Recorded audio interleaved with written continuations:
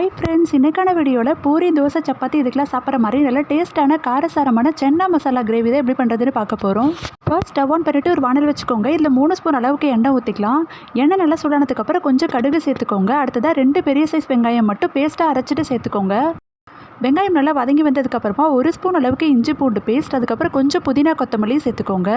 இதையெல்லாம் சேர்ந்து நல்லா வதங்கி வந்ததுக்கப்புறமா 2 பெரிய சைஸ் தக்காளி அதே மாதிரி பேஸ்ட்டாக அரைச்சிட்டு வந்து சேர்த்துக்கோங்க. தேவையான உப்பு போட்டு இந்த தக்காளி நல்லா பச்சை வாசனை போகிற அளவுக்கு நம்ம வதக்கிக்கலாம். அடுத்ததாக இதில் 1 ஸ்பூன் தனி மிளகாய் தூள், 1.5 ஸ்பூன் அளவு மல்லித்தூள் சேர்த்துக்கோங்க. 1 ஸ்பூன் கரம் மசாலா, 1/2 ஸ்பூன் மஞ்சள் தூள், அதுக்கப்புறம் 1 ஸ்பூன் அளவுக்கு குழம்பு மிளகாய் தூள் சேர்த்துக்கோங்க.